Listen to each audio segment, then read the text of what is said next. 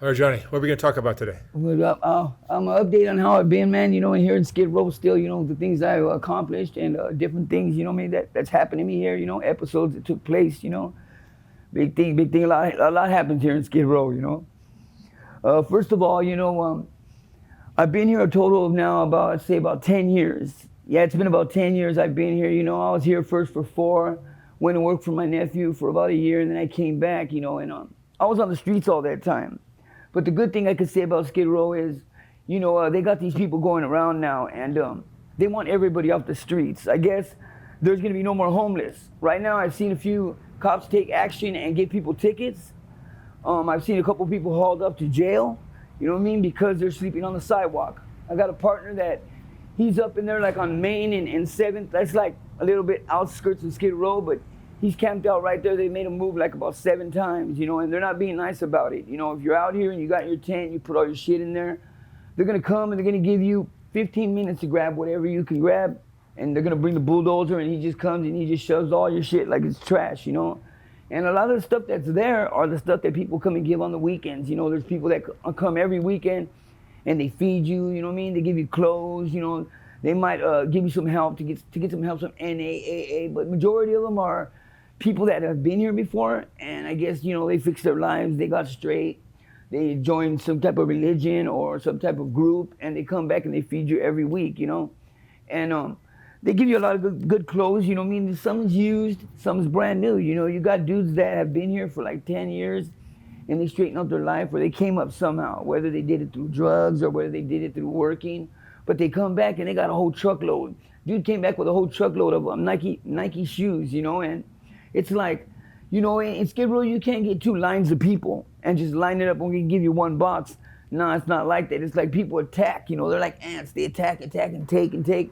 The other day we were getting some sweatsuits. They were giving out sweatsuits, and this old man, he fucking just elbows me in the chest, boom, real hard. I'm like, I thought it was a youngster at first because he was kind of small. Turned around, he was an old man. He had gray hair and everything. I was like, hey, what's wrong with you? He's trying to grab as many boxes as he could, I seen him down the street about 20 minutes later. He has the boxes on the side of the curbs and shit, and he's selling them. And I told him, hey man, you got all those boxes from that truck, now you're gonna come and sell them. Those were given to you so you can wear them.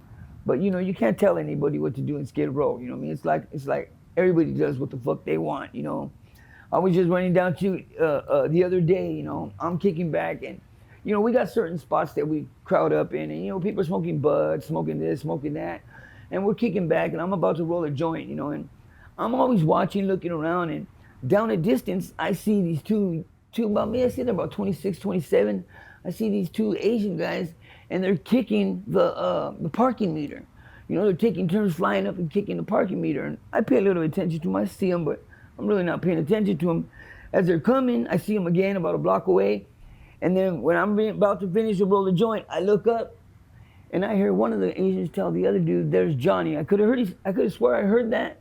But anyways, the Asian dude runs up to me and he hits me with the double fist in the chest, okay? Now, he hits me and I'm caught off surprise. I bang into the metal. There's like some metal behind me, like a warehouse. I bang up against the metal. I come back.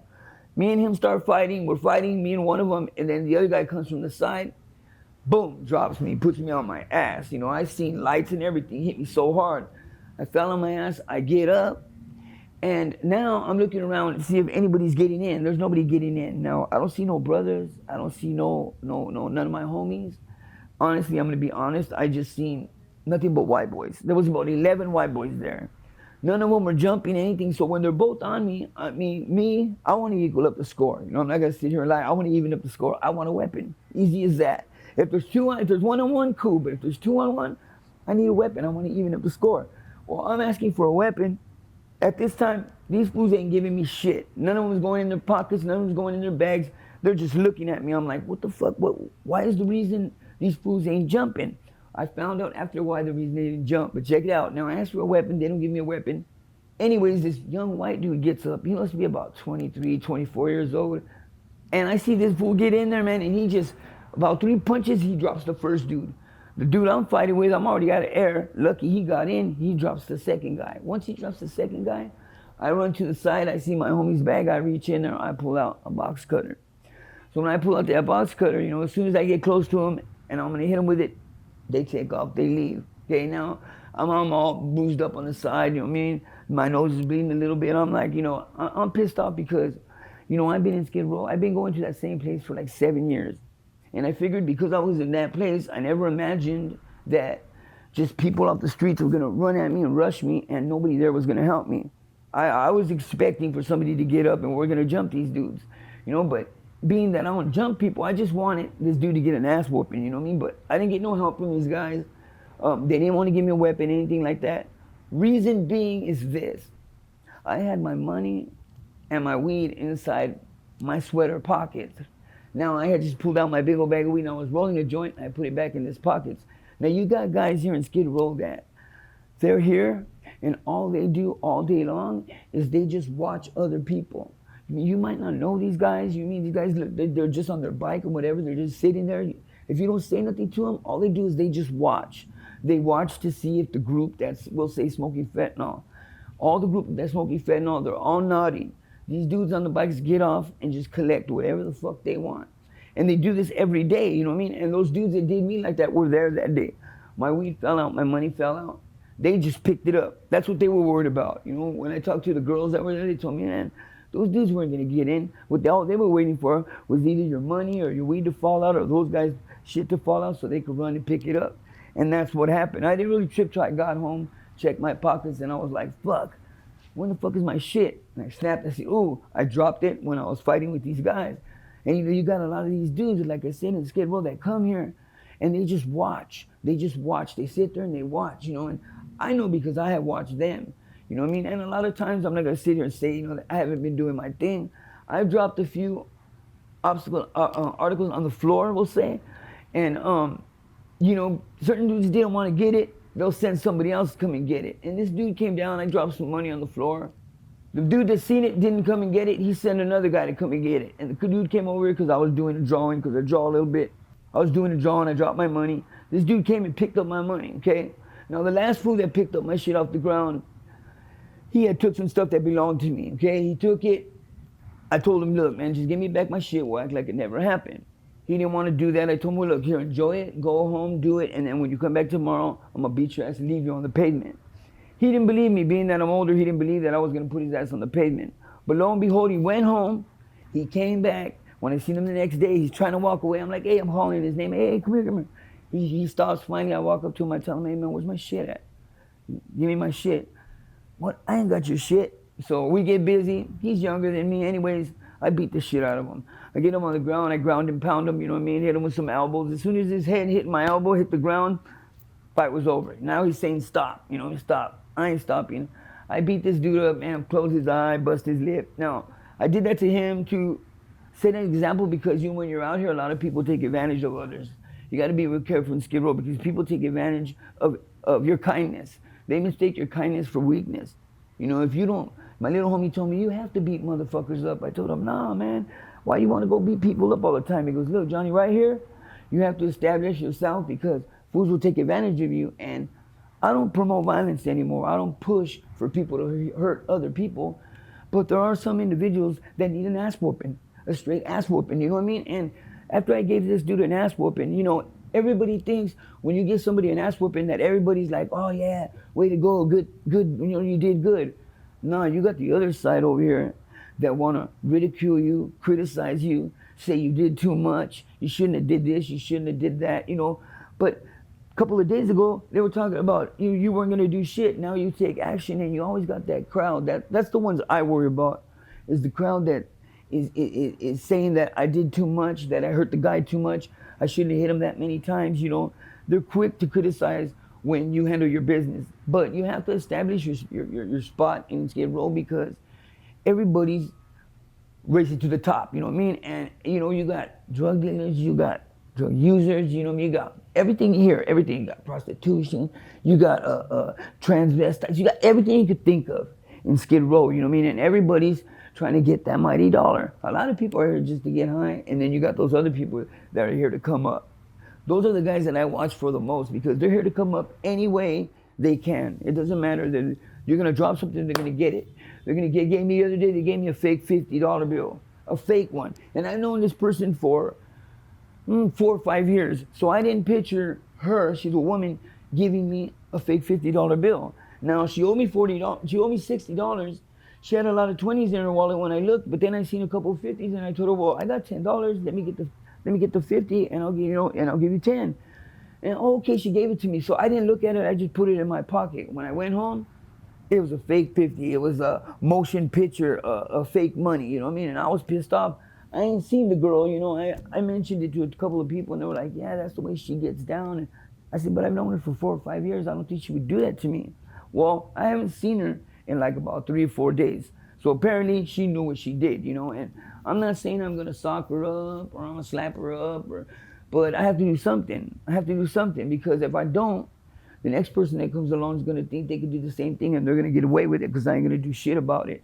See, that's what Skid Row does to people. Skid Row either makes you a worse person or it betters you, you know what I mean? Or you're just stuck right in the middle. I was stuck right in the middle for so long.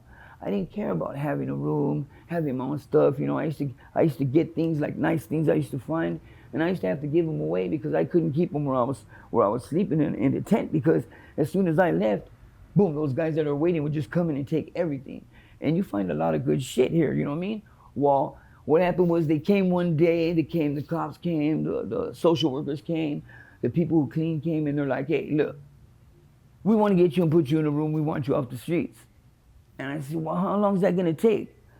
They put me off the streets the same day. He said, I'll take you from right here and I'll put you in a room where you can sleep and you know, you just gotta follow a couple of rules. You just gotta sign in and sign out when you leave. You gotta attend all the medical appointments they want you to go to, you know what I mean? And you have to do them all. You can't be missing because they'll just exit your ass right away. Because apparently you don't want a room, you know what I mean? If you're not gonna be going by what they say, then you don't want a room. And many dudes went, when I went, about 6 of us went, and it's only 2 of us left. 2 of us left because one guy didn't want to go to his appointments. The other fool coming home drunk every night, you know what I mean, acting a fool, you know what I mean? And they got security there, you know, but, you know, dudes coming in with guns and knives and shit. So a lot of dudes got kicked out, you know?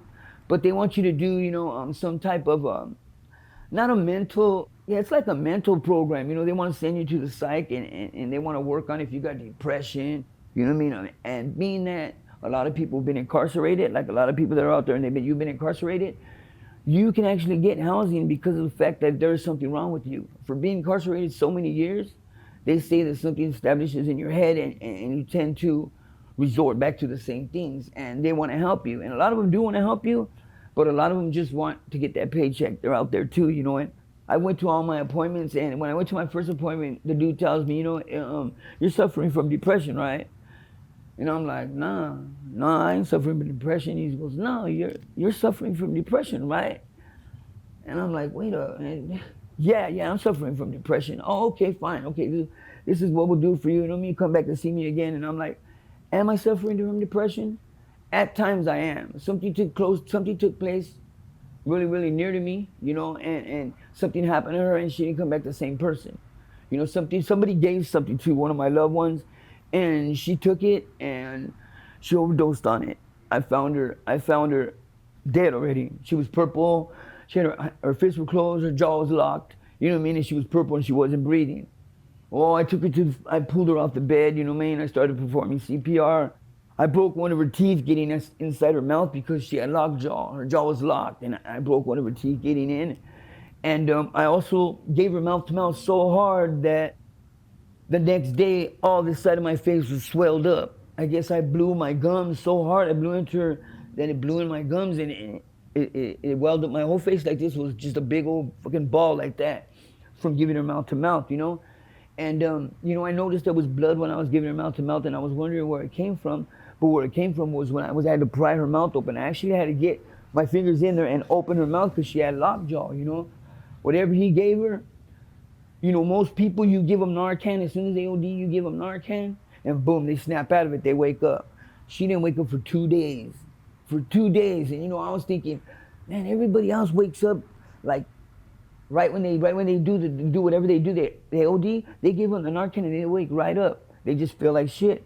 She didn't wake up for 2 days. She stayed in the hospital 7. And I noticed when she came back, she ain't the same person. And it bugs me because I'm not saying she came back slow or she came back retarded or nothing like that. What I'm saying is she did not come back the same person I know. And the reason I know is because I've been around her for 20 years and I know her habits. I know the way she talks when she gets mad, when she's happy. None of that exists anymore. None of that exists anymore. She just lays there and she can't even hold a conversation with me. And that's what's eating me up the most because, yeah, I brought her back and everything, and I helped her. She was dead when I found her, but I brought her back. But did I really bring her back? I mean, if we were not in Skid Row, would that have happened?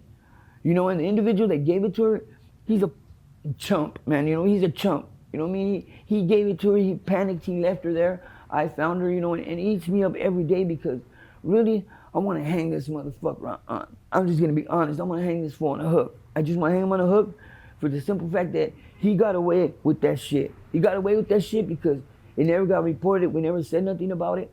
But dude sits there in his room and acting all cool and shit. And I just want to slap him. I want to just slap him hard as fuck because even though I brought her back, but she's not the same person. She's not the same person I met. She's not the one I fell in love with a long time ago. She's not the one that I've known this long. She's just a different person, you know what I mean? And that's what Skid Row did to me. Skid Row's doing these things to me. It may not have took her, but it took a part of her that I remember, you know what I mean? And I try and speak to her, but she's not there. She's not there. Don't get me wrong. She knows all the phone numbers, what day it is, where she's at, who's the president, and all that shit. But I'm saying her well-being, the way her aura was before, it's not there. It's gone. Her aura's gone, and it eats me up inside because I'm thinking, was I supposed to let her die? Am I wrong for bringing her back and she didn't come all the way back? Because I know that you only need 5 minutes without air, oxygen to your brain, and you become a vegetable. Now, I don't know if she was dead there 1 minute, 2, 3, I don't know, but it must have been 2 or 3 because she's not the same person. And it eats me up because she used to be real loud, outgoing, talking and everything, and now she don't say nothing.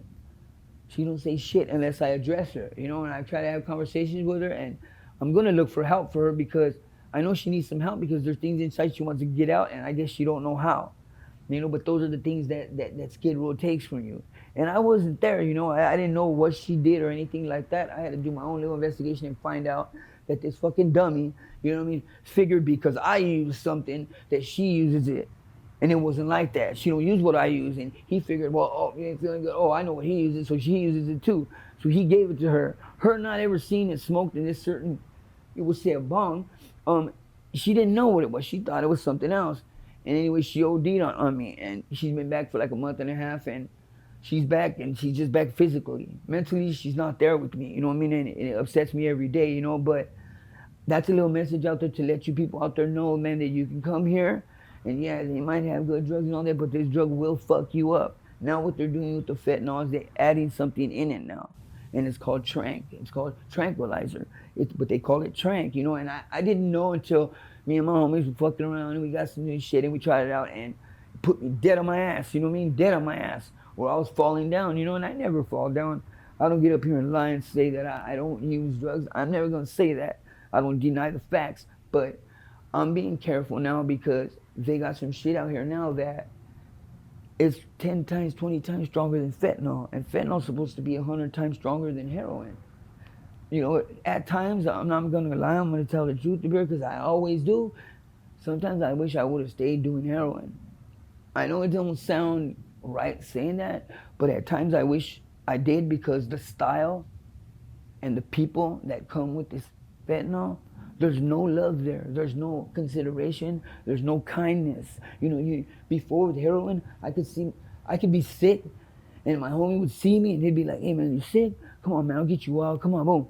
But with fentanyl, dude could be laying on the ground, throwing up his guts, shitting on himself, and no one helps him. No one helps him. No one says, "Hey man, you want a little hit? You need some?" Nobody. And that was the first thing I seen. And then the second thing I seen was, I don't know what the fuck it is, but people's skin on their body is catching a flesh-eating bacteria, and it's not just one type. There's like 4 different types of it. I seen a girl with, on the bottom of her knees, all the way around her leg, you could see her bone. In both legs, you can see the actual bone. I mean, it was just big old holes in there. And they weren't healed. They didn't have scabs or nothing. It was still all wet in there. You could see all of it, but you could see her bones. She just passed away like about last month. You know, I had helped her across the street one day. 2 days later, she was dead in her apartment. From her legs, I got another homie that he has this other shit that it starts from his knees all the way to the tips of his toes, and it's just a gang of sores, a lot of sores, and they're deep ass sores, deep, and they don't scab up. That's what I was like. I was tripping because when you get a cut, you know they scab up, but for some reason, this flesh-eating bacteria that's hitting all these people in Skid Row, it does not heal up. It doesn't heal up, and doing fentanyl, you're only making it worse because what fentanyl does is it makes your legs swell up. You know, your legs swell up. Everybody who's been using fentanyl for a little while, and I talked to them, everybody's legs are swelled up. You know, your socks, they make a groove inside your skin where it's real small, and then your legs just blow up, and it starts to hurt after a while. You know what I mean? And everything from that shit they put out here, it's long term. All the effects are long term. You got all kinds of dudes walking around here with a crooked back, and I ask them, hey, what's up with your back, man? Oh, my back hurts. I told him it's not your back, it's your kidneys. That's what it is, because fentanyl attacks the kidneys, and it's your kidneys. I said, you're not drinking enough water. You know what I mean? And fentanyl, it drains you from everything. It takes everything out your body. It takes all the water you have in your body, and it just takes it. You know what I mean? And you have to keep drinking water. But a lot of people out here don't really realize or give a fuck about drinking water. No one's thinking about their health out here. You know, and then those are the other dude I seen. They went from his first toe, one, then they went all his toes, then they went half his foot, then they went to his ankle, his knee, and then they went right here. Ooh, that reminds me, right here. Check this out. About a month ago, I'm walking. It's about 7 in the morning. I'm walking. I see the fire truck. I see the fire engine. I'm like, oh shit. There was a building that had burned down, and they gutted it. When they gutted the building, they gutted the basement too. So you can look down and see it, you know, where it's under the street and shit. Well, I'm looking, the day before I seen these fire trucks there, I looked down and I seen somebody sleeping down there. And I was like, oh, he's asleep down there? Fuck, how the fuck you get in there? There's a camera right there. And it goes off and starts talking shit. That someone's in the property, get out of here, you know what I mean? Well, I'm looking down. Well, the following day I came back, I seen the fire trucks there. I went around the fire truck and I looked. They were taking out a body that his left arm and his left leg were gone. It was cut all the way from here and all the way up here. Not here, no, right here.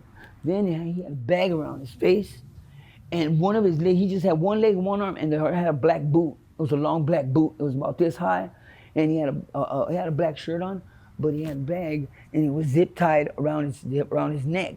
And they had this little crane from the fire department. They had this little crane going over the fence. And they had, you know, where you put up a person lays in, it had one of those little buckets, and it was going down, you know, and there's these young kids walking by, and they're looking, you know, hey, that guy, the guy don't have an arm or a leg, and they see the bag, and they're tripping, they get their cameras out, they're looking. I don't know what happened to this guy, but I could just imagine the pain he went through, because he didn't have his whole left side was gone, and it looked surgically cut. It didn't look like somebody chopped it. It looked like they cut it and packed it.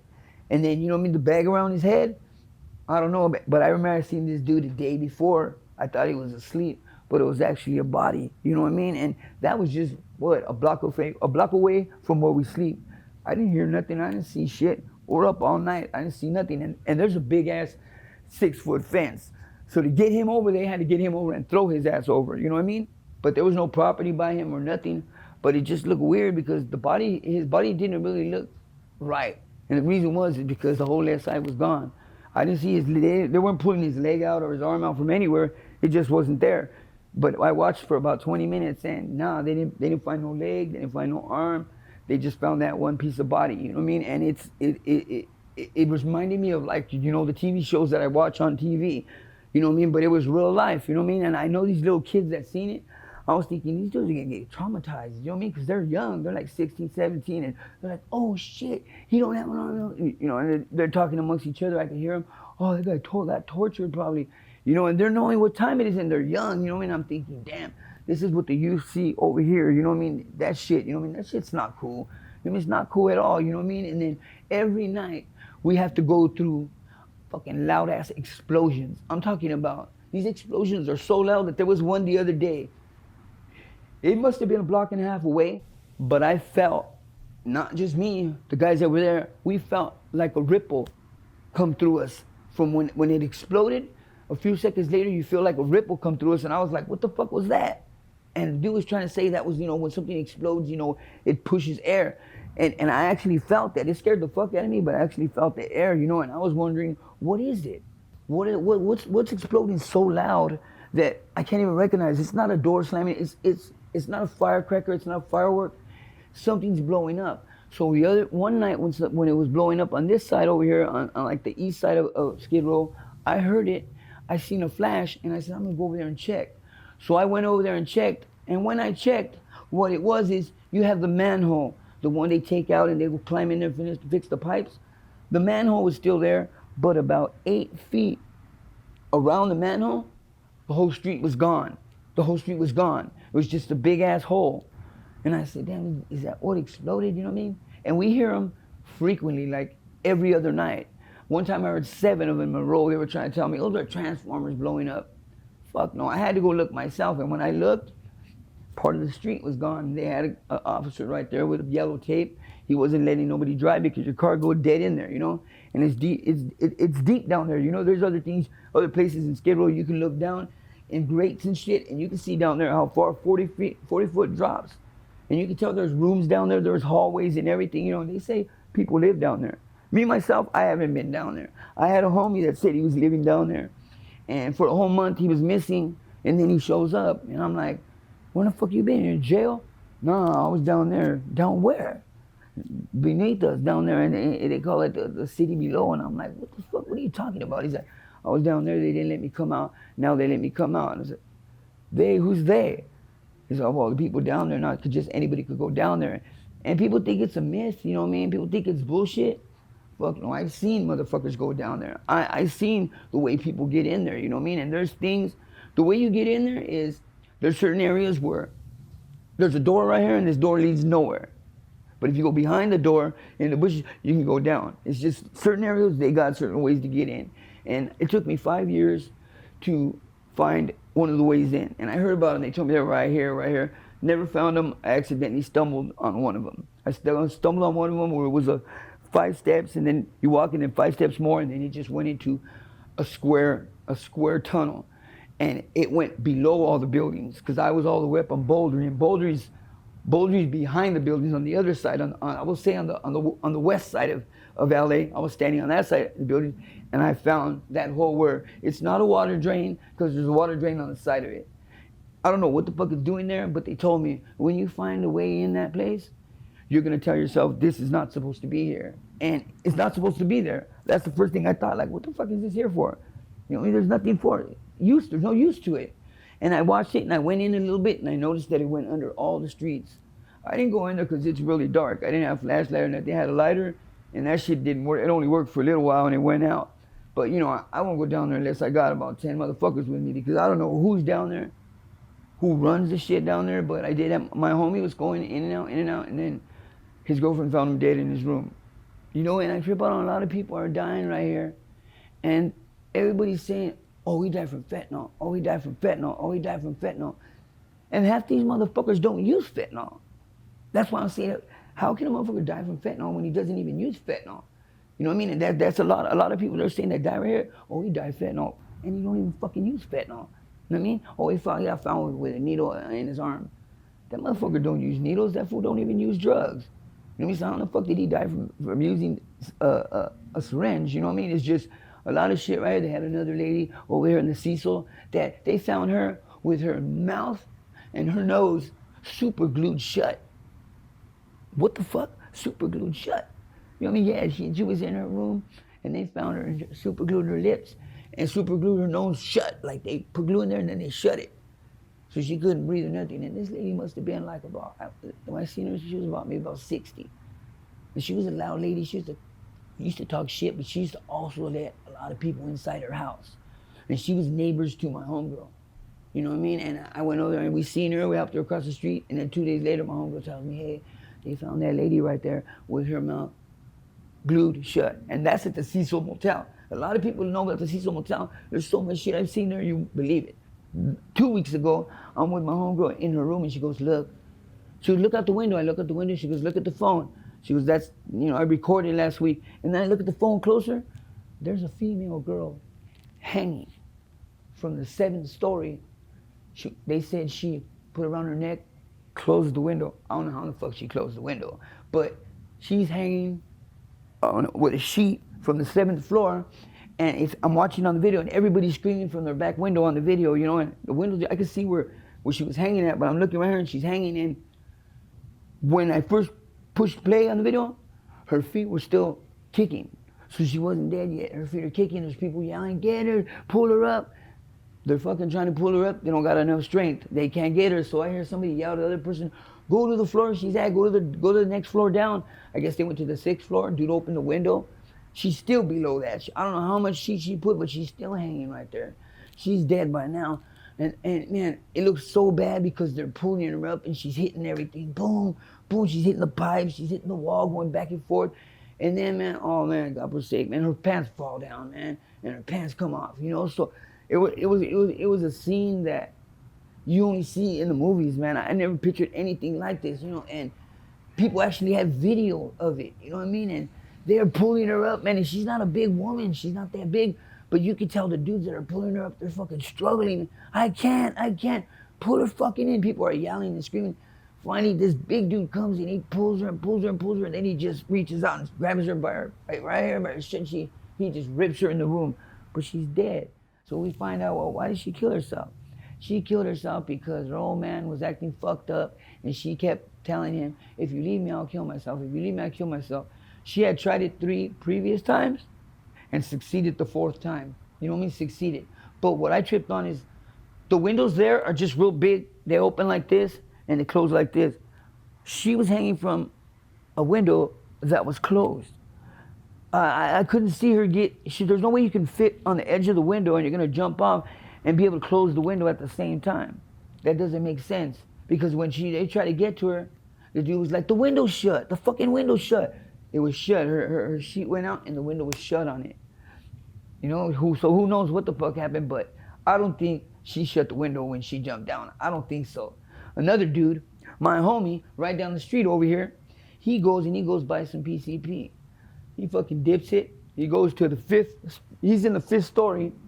His door's right by the end of the railing, and then it's nothing over there. He fucking smokes a fucking PCP, and that motherfucker backs up and falls off 5 stories. He fall backwards and flipped all the way down. He don't remember shit. What saved his fucking life was there was a refrigerator right there. He hit the refrigerator.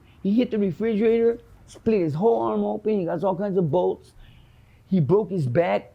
He got about seven steel rods in his back. You know what I mean? He fucked up the side of his face, but he lived. He don't remember nothing. How they found him? Somebody didn't find him. Somebody's dog was out there gonna use the bathroom and went around the corner and fucking found him. The person followed their dog and boom, found him laying there. He had been laying there for like about an hour and he fell from 5 stories. I seen him the other day, he was doing push-ups and this just happened to him last year. You know what I mean? And I told him the reason you lived was because you smoked that PCP and when you fell, you never braced for impact. A lot of people don't know that when you fall, if you brace, you get hurt more than if you didn't brace at all and you just, so what it was, he just bounced. But he fucking ripped all his shit up, scars all over his body, but he lived, you know what I mean? Why? He smoked some PCP. I said, do you remember anything? He goes, I don't remember nothing, just dipping it, hitting it. And then I woke up in the hospital. I said, man, he was in the hospital for maybe 6 months. But he's out here now doing push-ups and everything, he's cool. Another fool was up there at the Roslyn, and it's a trip because, okay, you got the Roslyn, you got all the windows on the Roslyn. Now there's a fire in his room, but it just stayed in his room. In those motels, if a room burns, it's just that one room. It doesn't burn anywhere else. It's a trip because there's rooms up there that are just, they got that black smoke coming out, black smoke comes out the windows and it stains the outside. But one room though, only one. It doesn't catch into the next room, And I'm like, what the fuck? How does that happen? Did they actually make the buildings are so old? Did they actually make them where only one burns? Because the other time we see one burning, flames were coming out of it, flames and flames, and the other rooms on the other side weren't even burning. They weren't even burning the walls. They were just burning all the shit inside. And those rooms are really small. And that's where they put everybody. You know, they put you in one of these motels for a couple of months, and then they give you a 1-bedroom somewhere. And it's just one of these motels that they converted into a place where you can live now. You know, but you know, they like the Cecil's. I wouldn't want to live there at all, at all. I'm at my homegirl's pad. We're kicking it. We're drinking some beers, and I hear a knock on the door. I'm gonna go. She goes, "Don't go get it. No one's there." Shut the fuck up, man. I knock again. I'm gonna go answer it. I go open the door. Nobody. I said, "Nah, man." I close the door. I walk away. Knock. Boom. I turn around. Open. I said, "Nah." What I'm gonna do is I'm gonna wait right with the door handle. When I hear that knock, I'm gonna fucking rip it open and see if anybody's there. As soon as I heard the knock, I ripped it open. Nobody there. Nobody. And that's at the Cecil. You know, they tell me that place is haunted. Fuck yeah, I've been there and I've seen a lot of shit. I say at least 4 to 5 people die every 2 months in the Cecil. Whether they hang themselves, they overdose, they get killed, they find them dead in the room. But the Cecil is just like, I wouldn't want to live there if they told me, hey, you can live over here. I don't want to be put in the Cecil. No way. Fuck no. It's too eerie in there. When you walk down the hall, when you go to the bottom, oh my God, I went to the bottom by myself like at 2 a.m. Fuck no, I'll never go down there again. You know, because they got all the microwaves and all the. It's like down there. It's rebuilt, but you can tell it's real old. But what they did was they rebuilt it. You know, they put fresh paint, fresh cement, whatever, and it's nice as fuck down there. Don't get me wrong, the Cecil, it's nice. The basement, it's nice. Everything's brand new. The refrigerators and everything. But I'm the only motherfucker down there. There's nobody else down there, and I'm like, fuck that. I put my hot water for like 5 minutes, and I got the fuck out of there because I didn't like the feeling. There's a lot of buildings here in downtown that when you go in there, it feels like you step into a whole different spot. You know what I mean? A whole different realm, you know? And there's all kinds of different people here, man. There's so many different people here. I mean, there's people from all the countries that come down here, you know? And there's a lot of people that approach you, and they're like, hey, can you take me over here? I'll pay you. Can you do this for me? I'll pay you. You know, and a lot of dudes even want to pay people that live in the Cecil just to take them in there as a visitor. Dudes are giving $100, $200, $300 just to take them in there so they could take pictures. You know, there's dudes that are infatuated with that motel. You know what I mean? And you know, me myself, I go by there, but I kick it on the upper side now. I used to kick it in the bottoms, but you know, it got that disease that's going around. I don't want it. You know what I mean? I don't want to catch it. And I don't know how you catch it if you have an open wound and you don't take care of it, or you touch something and then you scratch yourself, you know. And there's a lot of dudes that have it, and they pick up their leg in front of everybody and they start cleaning it, and then they just throw the fucking towels they've been cleaning it on the fucking ground. I'm like, get a fucking bag, dude. You know what I mean? You want to come around us, your fucking legs are like that. You don't want to go to the doctor because you don't want to miss anything. But you're fucking cleaning this shit, and then you're just throwing the paper on the side of the fucking road. And then we're the ones that come and clean it up. We ain't got no gloves. We ain't got no. They give us a lot of hand sanitation, but it's sanitizer. But you know, we don't got no gloves. And you got dudes that, I mean, there was one dude, all this fucking part of his thigh was missing, was just gone, and you can see his fucking bone. You can see the actual bone in there. And I'm telling him, man, doesn't it fucking hurt? He's like, oh, a little bit, you know. And he's fucking cleaning the inside of it, and oh my God, it looks nasty. I have another homie that his fucking maggots fall out of his leg, and he puts them back in. I'm like, what are you doing? Oh, that's good. They're good for me. Oh my God, dude, what are you talking about? Maggots will fall out. He'll get the maggots and put it back in. I'm like, where did you hear this nonsense at? I said, when you have maggots in your body, that's because you're dead. You know, you have maggots in your leg because that fucking leg is dead. You know what I mean? And I'm talking about maggots where you can see them moving around in there. You know what I mean? And the maggots don't stop moving. And they'll fall down, and that fool would actually get them, put them back in. And I was like, what the fuck are you doing? He said, oh, they eat up the infection. The infection, your fucking infection's your whole fucking leg, man. You got to take those motherfuckers out of there. You can't just be letting them, that's larva. You can't just let them sit in there and eat. They're eating your fucking body. You know what I mean? Another fucking homie was walking, and a piece of meat fell out the bottom of his pants. And I'm like, what the fuck is that? He's like, oh man, don't worry about that. It's just a piece of my leg. What the fuck? I seen it was with hair on it, a piece of meat with hair on it from his fucking leg. And I mean, I try to understand them. I try to say what keeps you from going to the hospital when you're that bad off, when your fucking body's falling apart. Literally, your body's falling apart. It's dying in front of you. Oh man, and the smell, fuck, I'm talking about 15 feet away. It smells bad. It's dead flesh. So it smells like there's a dead body. And the dude's kicking it. You know, he thinks everything might be dressed real nice, has some nice clothes on and shit. But the fucking smell of that, I ask him, like, I don't mean no disrespect, but how do you get with women like that? There's no cologne you could put, no fucking nothing you could spray, any kind of smell you could put to stop that smell. And it's death. It's fucking rotten flesh. And if you never smelled that, it's a smell where it fucking just sticks right here, you know, and it don't go nowhere, you know what I mean, until you get the fuck out of there. The other day we were kicking on some benches over there on Spring, a little spot we're at, and some dude walked up and he sat like 15 feet away. And when we caught the downdraft of him, man, I almost threw up, man. I told my homie, how the fuck does that dude stand the smell himself? You know what I mean? Is he so used to it? I got a homie that I ask him questions all the time because both of his legs are fucked up. And I ask him, I say, how do you get used to that smell? You know, they kick him out of different places he goes to. I go, that doesn't bother you that you can't go in this place over here because the smell of your leg? It doesn't eat you up inside it. I mean, me, it would bother me if they would tell me, you gotta leave because you fucking smell. I mean, but it don't bother them. I don't know what the fuck, I don't know what they put in their head to make them feel like that's not something they gotta take care of. You know what I mean? And the shit kills you. After it infects you so long that once it hits your bloodstream, you're dead. You're fucking dead. I don't give a fuck who you are. So many people have died from that shit, and they always say, oh, he died from fentanyl. Fuck no, he had both his legs just eaten up, you know what I mean? And then don't get me wrong, there's maggots, flies, everything are coming. You know what I mean? Everything's coming to fucking eat that shit, you know what I mean? And dudes like I told my homie, he just take all those maggots out and he will not take the maggots out of his leg. And I said, dude, you're not supposed to have worms in your body. Somebody told him that it was okay and he ran with that. He thinks it's okay. He thinks that the maggots are gonna eat his shit and he's gonna get better. You're not gonna get better. The only way you're gonna get better, I told him, if you go to the hospital and you're sitting there for a couple of months. But all these dudes down here in Skid Row, they don't wanna go to the hospital. Not because they're running or they got warrants or they wanted by the, no. They just don't wanna go because they don't wanna go because they don't have no dope. That's what they told me. I said, why don't you wanna go? Because I don't have enough dope to take with me to go. So if I give you enough dope, you're gonna go? Yeah, give him the dope. Motherfucker don't go. He just goes around the corner and goes the other side. And you're like, hey, what the fuck? I gave you all that to go and you didn't even go?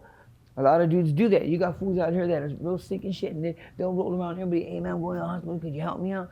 And they'll go by everybody and collect, and then they won't even go. You know what I mean? They won't even go. And that's what you deal with down here in Skid Row. It's not just the cops or the city or the, no, but you deal with your own environment and all the people around you, and they're all different shades of motherfuckers.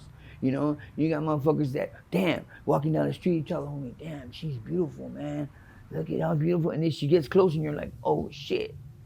You know what I mean? You ain't looking no more because it's a man. But yet she looked, from a distance, she looked like a model. But she gets up and then you see those broad shoulders and that deep ass voice and you're like, damn. You know what I mean? Just the other day, me and three of my homies were kicking it and there was a beautiful woman walked up and it was a man. And we thought it was a woman, and we're like, I bet you that's a man. No, it's not a man, it's a woman, look at that. She had curved body, hood, everything. Eyes pulled back, everything. Woman, hell no. It was a straight man. And she let it be known right when she got there, because my homie's like, what's up, you want a party? And she said, well, I'm transgender. And I heard it, I was like, oh, she said she's transgender. And I clowned the homie, but I couldn't clown him that much because a minute ago I was saying, look at that beautiful ass girl, man. Look at that pretty ass girl coming down here. And it was a man. It was actually a man. You know, you got some that don't care. They look like dudes, but they want to dress like women, but you can tell it's a dude. But then you got those other ones that you need to be careful because a lot of homies have got with them, went out with them, kissed them and all that shit, and then they find out they're a man. You know what I mean? And it's fucked up, you know, that the person don't say it. But a lot of these transgenders and these amorphic, I got something like that, you know, they have both sexes. They let it be known. A lot of them let it be known, you know what I mean? And I didn't realize that Spring Street, that's where they're all at. On the Spring, yeah, on Spring. That's where they're all at, all on Spring. And I didn't know this. I was going to the restaurants right there and everything, and then I started looking around and seeing boy on boy action. I'm like, what the hell? You know what I mean? What's going on here? And then I found out after a little while, oh, Spring is where all the people, you know, that choose to be with the same sex live at. Even in the lofts. They live in the lofts, you know, and they got a lot of money, you know what I mean? And all the freaky ones that dress all weird and shit, they're all on Spring, you know what I mean? But right now, what they're doing in Skid Row is they're eliminating everybody who's homeless. Pretty soon they're gonna make it. If you're homeless, you're breaking the law. If you're sleeping on the sidewalk, you're breaking the law. How they're gonna do that, I don't know. But from what I'm seeing, is they're taking everybody off the streets. But what I trip on is the dude that they come and they tell him, "Hey, we'll put you in a room right now." Nah, I'm cool. You don't want to get off the streets? Nope. And they're honest about it. I got a homie that I try to sit with him and tell him, "Look, dog, just get a room and you can fucking come back out here. Just have a room where you can sleep. You can put your clothes, you can put your stuff so nobody will take your shit." Nah, I'm all right here. Under a fucking tarp right next to some fucking, just got a few 2x4s and a fucking pallet and puts a tarp over it, and he's all right there. When they done offered him a room 5 times, anywhere of his choosing, you know, because sometimes you get to choose where you go, you know what I mean? And he don't want to leave. He don't want to leave. And I don't understand why, you know what I mean? I ask him time and time again, "You're the only motherfucker out here. There was like 15, 20 of us. He's the only one, just him by himself." And they got him moving from here to there to here to there to here. And I tell him, "Man, you can even sleep in my van, bro. Just get off the streets," because, you know what I mean, they're on your ass, you know, and he wants to do his thing and be in the spotlight. And I told him, "Come on, man." The other day, he put his tent up, and right behind him was a daycare center. I told him, "What are you doing? You can't be in front of this daycare center and then you're getting all high. When you get busted and they crack your ass, when you get to court, that judge is going to see where you were at in front of a school or daycare center. You have to be 500 feet away. You're right in front.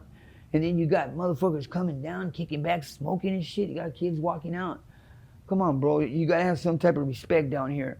You know, and a lot of these dudes don't, man. They'll fucking light something up right in front of somebody's mom. Me, I'll go inside, or I'll go in a tent, or I'll stash. But you got dudes out here that just don't give a fuck. They'll smoke it right there in front of dude's grandma, dude's mom. And you can hear the people talking about, "Oh, look at him, you know, he's smoking a pipe and glass." They don't even hide it. They got no shame. They don't even hide it. You know, the ones that I trip on the most are the ones that are still using the needle. You know, they just use the needle and then they just throw it. They don't break the tip. They don't break the back. They just use the needle and throw it. Even when they go in and they leave blood in there, they just throw it on the street. I've argued with so many motherfuckers that did that.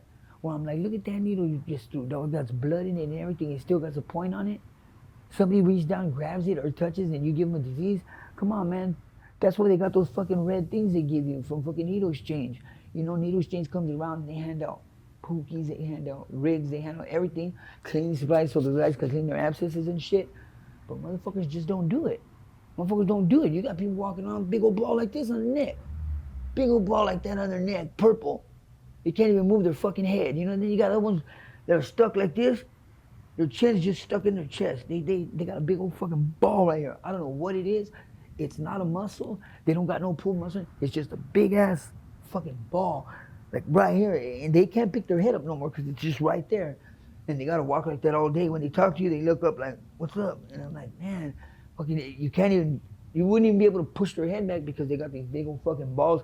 And I don't know what the fuck it is, you know, because most of them use the same thing I use. And why am I getting what they are catching? You know what I mean? Because they say, "Oh, it's inside this drug or it's inside this drug." But yet, I'm doing this. I sometimes mess with this, you know, or that. But I don't get what those dudes got. You know what I mean? And it's nasty. It's just the way they look, you know, their appearance. You know what I mean? Like if you see 4 or 5 dudes all the same way with their backs hunched over, or all day long they're just bent over. I'm like, man, how can you do that all day long? You know, you don't get a headache, you don't get a head rush, nothing. But it's just, that's what Skid Row does to a motherfucker. Skid Row, like it invites motherfuckers in, and then it holds you captive. It holds you captive where you don't want to go to the hospital, and hospitals are free. You don't even want to go to the clinic. Why? Because you don't want to miss something. And I don't know what the fuck you're missing, but it's always like you don't want to miss something. You know, like you're gonna leave and they're gonna give out $1 million to everybody while you're gone. Fuck, that ain't gonna happen. You know what I mean? But dudes actually believe that if they leave right now, they're gonna fucking miss out on something. And I've paid fools, I gave fools shit to go to the hospital, you know, just because of the fact that smell that they have, and that decaying flesh they have. You know what I mean? I've seen it before, but now you see it on women. Women, that's what I don't understand. When I see the women and they got that, I'm like, you're a woman, man. You gotta keep yourself up a little bit better, you know? They don't give a fuck. I got one girl that walks around all day like this. You know? I don't know if I brought her over here, but she walks like this all day. And I told her, your neck don't hurt? And this girl, I used to chase her around. I wanted to be with her. Now I see her and I'm like, fuck, what happened? That's what Skid Row did to her. She came in beautiful. She was beautiful. And now I see her, not saying she ain't beautiful no more, she just don't look right. And that's what Skid Row does, you know what I mean? But I just wanted to get up here and allow people to see me again because, you know, they've seen videos of me. And a lot of them I get, in a lot of the comments I get, you know, I seen you go up and down, up and down. I was like, yeah, well, that's how it is in Skid Row. It's like a roller coaster ride, you know? One time I look all tore up and loaded up. Next time I look like I'm better. Right now, I think I'm better than any other time because of the fact I've been going to the doctor. I've been going to my appointments, you know, seeing the doctor and all that shit, taking the medication. I still talk with my eyes closed. I always do that. A lot of people ask why. I feel more like I'm in the picture, you know? I feel like I picture everything in my mind, what I'm talking about. You know what I mean? That's why I have my eyes closed a lot because I'm speaking. So that people always ask in the comments, why are your eyes closed? It's not because I'm loaded. It's just that I'm in a thinking process, and you know, I want to talk about things that are interesting. You know what I mean? And I have them going in my mind, things that happen here. You know what I mean? High-speed chases that happen in the middle of the night. You know what I mean? And motherfuckers are doing 100 down the road. You know what I mean? With people throwing shit out the window. You know what I mean? Throwing guns out, everything, and the cops are chasing them everywhere. You know what I mean? Helicopters are going round and around. Gang of bullshit. Then you hear gunshots going off right here, nightly, loud ass gunshots. You know, people getting killed left and right. I think since I've been here, I'll say 20 to 30 of my friends are dead. And I've been here, yeah, for the 10 years I've been here, I say 20 to 30 of my friends are dead. Half of them are dead from ODing. A third of them are dead. They got killed, and the other ones died some other mysterious ways. But a lot of the people that were here are here no more. They're all dead. I bet you half those people that came on the channel you have, half of them, 1/3 of them are dead. Someone dies every couple of days. Someone's dying, and I'm like, damn, you know what I mean? I even got me a Sparks jug bottle, the plastic ones, and all my change I put in there. And I told, you know, her, my friend, I told her, look, when I die, you know, I'm going to fill this jar up. When I die, this is what you use to bury me. Because I don't want you to ask nobody for shit. None of my family, don't ask them for no help. This jar that I'm fucking putting all this change in, if I put enough change in there for long enough time, you use that to bury me. Don't ask nobody for shit. Because a lot of people out here are dying, and I see them having like little car washes or some type of little fundraiser, or, you know, can you help out bury somebody? And me, the way I think is, I'll just fill this jar, fill this plastic container up as much as I can. And, you know, if I get it halfway or almost full, it should be enough to bury me, you know, because I know a dude had one, it was a lot of money, but I just throw my change in every day, and I already told the person who could get access to it, look, when I die, you grab that thing and you pay for me to get buried. Or whatever you have to do, you know what I mean? Because you die out here and they let you lay on the cement for like 6-7 hours, put a sheet around you, and then they just take you and haul you off, boom, and you're gone. And you're forgotten. You're forgotten. People bring you up here and there, but you're forgotten, you know, and a lot of the dudes come to me and, hey, let me get a hit of that. What the fuck? You ain't getting a hit of this. You ever smoke this shit? No, what the fuck you want to hit for? This shit'll kill you, man. Not just a little, I'll just take a little. You don't understand that just a little hit'll kill you? I go, look, I don't give a fuck if you want to die. But what about when your mom and your sisters or your old lady or your wife comes over here? And I have to explain to them why the fuck you died, because you did some fentanyl and you don't even fuck with it. But yet you want to get so fucking high, you want to take a little hit. There's no such thing as a little hit. You know what I mean? People say, I'll just take a little, like, there's no such thing as a little hit, man. You take a fucking hit, you die. But motherfuckers still insist, I want to hit. And you can tell them, look, you're going to die if you hit this. I don't know, just give me a hit still. See, another dude had a gun to his head, and he's like, I'm gonna kill you. He's like, could I take another hit first? What the fuck? And that was in a bathroom. I just seen two dudes in a stall, and dude had it in his head. He's like, well, could I take a hit first? Take a hit first before you kill it? Man, that's the sickest shit I've ever seen. I've seen it twice like that already. The first time I seen it, the second time I seen it again, I said, these motherfuckers are crazy. Why would a fool want to take a hit and they get killed right after? But I mean, that's what Skid Row brings out. I mean, a lot of these people that got up on camera and speak on your thing, a lot of these people, I pass through traffic out here. And, you know, they say, hey, what's up? You know, I see you. Oh, yeah, I seen you too. You know, and I get a lot of people that approach me, and they approach me in the right fashion. You know what I mean? But there's some people that follow me, and I be like, what the fuck you been following me for like 2 hours? I'll even go inside a restaurant and sit down, and they'll come in the restaurant and sit down and watch me. And I'm like, who are these people? You know what I mean? I don't know who they are, if they're fans or they like what I say or they're maybe, part of the fan club, but they never approach. They're just always watching. So now, wherever I'm at, I turn around, boom, someone's watching. I hear my name this side, this way. And I don't mind, all that don't bug me. What bugs me is when a person follows me and they don't come and introduce themselves or meet me. There's other guys that come and, oh man, my wife's in love with you, man. Whoa. There she is right there, and the wife's looking and she's smiling, and I'm like, that's your wife, man. He goes, no, she's in love with you, man. Can we take a selfie? All that's cool. I love all that. That's good. To me, I feel good about that because I'm reaching people. A lot of guys are saying, hey man, I got your message, or I heard what you're saying, man. Keep it up, When are you gonna do some more, That's why I'm here, and I got other things to talk about. But what I'm gonna do is I'm gonna put them like in a format, so I don't come in here and repeat myself on the same shit I've talked about before, But I got a lot in here that I want to put down, a lot of people are asking to hear. But, it's been so much shit happening out here right now in my personal life that it's kind of caught me up, especially with her ODing on me, and she came back and she's not the same person. So now I got to deal with her just laying there, and I got to go out there and buy her for something to eat. I got to go out there and get her what she needs because she don't go out there and get it for herself. That's what I'm talking about. Her response time is different. You know what I mean? So it's not like I'm alone, I thought, I brought her back, everything was cool. Everything's not cool.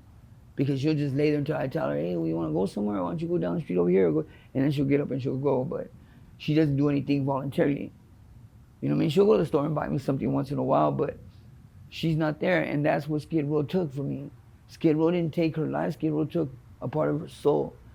She didn't come back the same person. And it eats me up because when I found her, she was gone. And I brought her back. But did I really bring her back? It eats me up because I brought her back, but did I fuck up? Along the way, did I do something wrong? That's what's bugging me because she's not the same person that I knew. She's somebody different. And I got to get used to it, but at the same time, where is that person? You know what I mean? I'm trying to find that person, and that person's not in there. You know what I mean? And it's like if you know somebody for 20 years and something happens to them and then they come back, from a near-death experience or death experience, they come back and they come back a different person, I know, I feel it. Every day I see it. You know what I mean? She used to talk loud and real fast. Now she don't even talk unless you talk to her, and she talks real low. So it bugs me every day, So people out there think, oh, you gotta come to Skid Row and kick it. Skid Row will fuck you around so fucking bad. Skid Row has me real tight in the knot right now because I'm not just me now. Now I gotta worry about her. Because of the fact I brought her back. And I'm thinking, should I let her go? No, that's the wrong thing. Hell no, I shouldn't even think that way. But when I look at her and I talk to her, I'm like, fuck, where did I fuck up at? I try to do everything the way they tell you to do it.